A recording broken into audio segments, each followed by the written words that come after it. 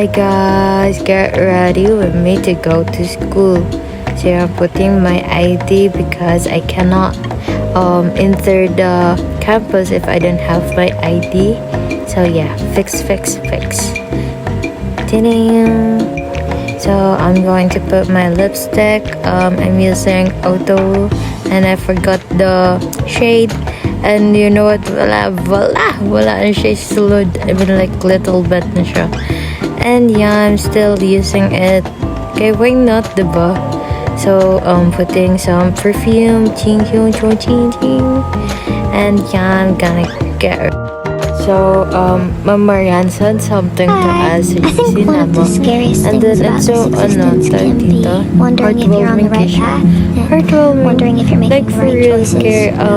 It's so easy to go down the spiral of what if I'd done this, or what if I'd said that, where would I be? But hear me out, okay? What if every choice is the right choice? Because your journey is happening exactly how it's supposed to. What if there aren't any hypothetical existences to get FOMO about? Because what if it's all going exactly to plan? Maybe the plan is ups and downs and highs and lows and the people around you, love in your heart and feeling weird and feeling amazing and being able to find gratitude in all of it. I may just be a cheesily optimistic blob, but I truly believe that what isn't meant to be will pass you by. And what is meant for you like something like that is like very your path thankful is perfect kayo minimum because it is yours and yours alone. And oh, isn't she a beaut? I love you so much. Bye.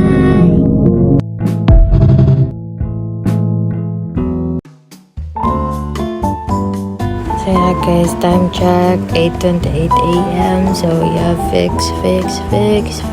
Diba? Ya kaliw ko HR. Fix, bye guys.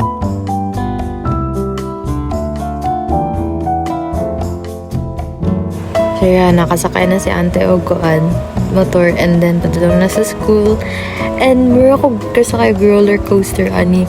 Siguro ako gatuyok. Siguro we gatuyok. And then while I'm reading the rhythm. So yeah. So na siya campus guys. Like galakor na siya. Gipas forward lang nako. And then hapit na jud 9. Like late na kay ko. No, sige jud dagan. Char. Naglakar ako anang guys. Ang talaga. Pero di ba dyan kay Gampo na nga. Wala pag-start ang klase. So yeah guys, pag-abot na ako kay Nana si Ma'am pero wala pa sila nag-start. And yeah, gihangap na kay Kuana as you can see. Uy, itong gihangap na kay Kuana guys. Tapos ka na thankful ko nga wala pag-start silang ma'am. Yes.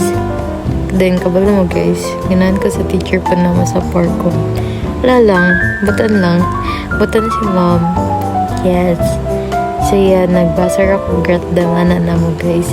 Pero gihangak gyapon ko. Gihangak gyapon ko dira guys. Okay, wala pa man good nag-start na mo class dira. Okay, gamay paligmi niya, wala pa na naladak mga classmate.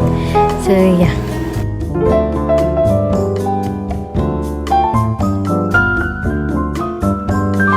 After support ko na mo kay kananing go ko sa library. Like, wala lang kay kuan magud ka ng katambayan.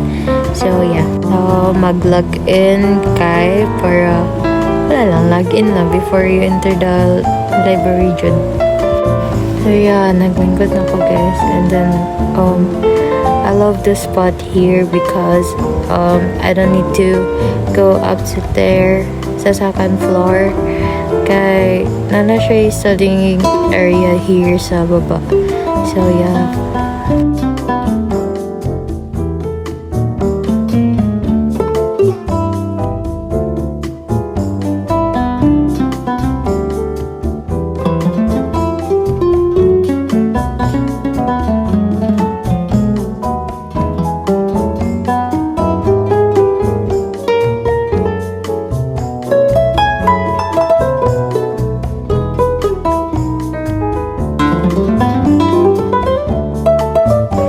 I'm just scrolling my phone and then nanawag si Eve.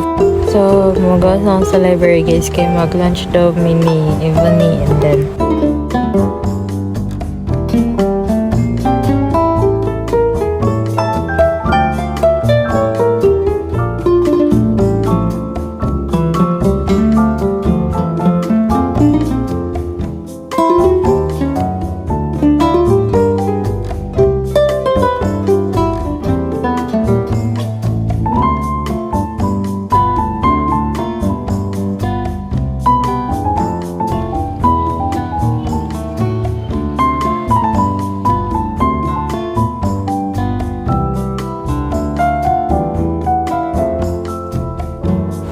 yeah, kanina video guys kay manager may lunch alin then dagatambay lang may tas kauban ako silang Aaron tapos ilang isa ka classmate tas Ebony.